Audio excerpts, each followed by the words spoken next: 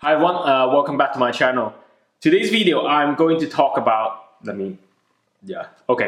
Today's video I'm going to talk about how to secure a paralegal role without any work experiences. I personally really could relate to this struggle because years ago when I couldn't get my training contract, I thought maybe at least I could get a paralegal role. The worst thing is that I couldn't even get a paralegal role because back then I didn't even have an LLB in the UK. I came here for a master's degree. I didn't do an LPC when I tried to apply for a paralegal role, so literally I was in a really bad position. Okay, so the first thing I want to tell you is ignore the job requirements. Because usually when you go to websites like, I don't know, Google, LinkedIn, or Totally Legal, all those websites, they advertise a bunch of paralegal roles or positions available. Usually they list a bunch of requirements. The most common ones are you need to have an LPC in advance, or you need to have previous work experiences, which is impossible if you just graduated from law school. Like back then when I just graduated, I literally have no experiences, so how could I even apply for those jobs?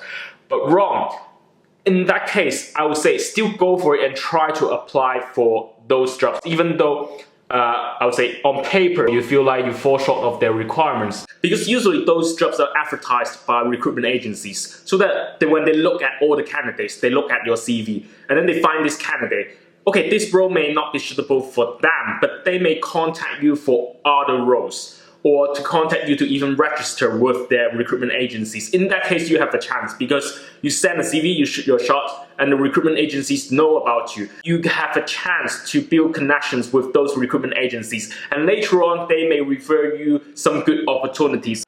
There's almost no job will advertise something like, okay, I'm looking for a candidate with no experiences who has not done LPC. No one will advertise something like that. Every job requires people to have some sort of work experiences, or at least they state that is, or at least that is a preferable option for them. So you couldn't just apply to jobs that you think you satisfy the requirements, because not too many jobs are like that. In that case, you are like running out of options. That is bad. So what's important is you apply to jobs that you think, if you work hard, you can still fulfill the requirements, or is an area that you're really interested in, you have passion. And also this brings me to my second point. My second tip for you guys is use recruitment agencies to help you find a paralegal role. Because let's be honest, in the job market, it's very competitive. And if you know nobody in the industry and you have no prior experiences, it's extremely hard for you to work alone or without any help. Luckily, if you already started applying for different jobs, some recruitment agencies might already contact you for some suitable roles. But if not, you should try to reach out to those agencies. For example, agencies I used in the past are like DA Solutions, Law Support Group, Taylor Wood, Labby Evans, or Paralaw. All those agencies, once you register with them, they will be able to refer you some suitable roles from time to time, maybe paralegals, maybe even just secretary roles. I think that's one of the most important things I did that helped me a lot to find my first paralegal role. And apart from that, third tip for you guys is, instead of just looking broadly at like LinkedIn or Google, you also need to look into each specific law firm's recruitment website. Because usually those big global law firms, they don't advertise their roles just randomly through recruitment agencies or on LinkedIn. They have a specific section on their website and they recruit people from there. Maybe some 6-month paralegal roles, 3-month paralegal roles. In that case, you actually need to look into those websites and apply through a more formal application process rather than just sending out your CV. And I think this is something that most people ignore or they don't know about.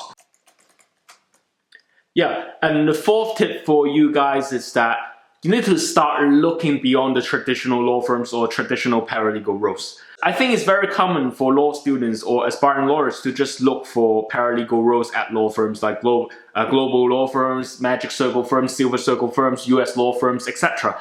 However, they're more than that. In the past, I secured a paralegal role, for example, at an offshore law firm called Morant, which is a law firm specializing in tax law in Cayman Island. which is a very unique work experiences that not many other candidates have. And that actually helped me understand how a law firm works or the tax department work. And right now I'm in my first seat of the tax department at my law firm. So never ignore other opportunities, even though it's not a traditional law firm you know of. More importantly, you can even look beyond paralegal roles. For example, there was one time I actually secured a paralegal role, but it's actually not really a paralegal role. My task was actually to assist in the migration of a new document management system used by that particular law firm. So that I actually worked very closely with the IT team at that global law firm. That was actually a very interesting experience. And the document management system, if you have ever worked in a law firm, you will understand this is one of the most important parts to operate a law firm. So never restrict yourself to just pure paralegal roles, because there are many other amazing legal or even non-legal related roles. And my fifth tip for you guys is when you apply for a paralegal role, try to look at roles that you're genuinely interested in. For example, if you already have an interest in arbitration, dispute resolution, or corporate work, try to highlight it on your CV, not necessarily based on a work experience you have, maybe just because an elective or an additional module you studied at your university. That may help you demonstrate your genuine interest in that particular area and help you succeed in your legal interview. And lastly, just one more tip for you guys. Leverage your unique selling point and keep applying. I just want to share a quick story with you guys about how I secured my first paralegal role. I remember I didn't get any training contract, so I just kept applying for a paralegal role so that I could at least get some money to live in London by myself because it was so expensive. But I could rarely get any interviews, so I was kind of demotivated and I kept applying, I registered with recruitment agencies, etc. Did everything I just told you. And still, a month went by, 2 months went by, I didn't get anything. I remember it's October 2018. I suddenly got a phone call from the recruitment agencies telling me that they suddenly have this document review paralegal project. They need someone who could speak Chinese or Cantonese. I was like, okay, I was the perfect candidate, so I immediately said yes. And that was my first paralegal role. And after that first paralegal role, the same recruitment agencies found me another role. Because of my first paralegal role, I kept landing second, third, and fourth paralegal roles later on in my professional career before I got my training contract. So remember guys, keep applying and highlight your unique selling point. It could be a language skill you have.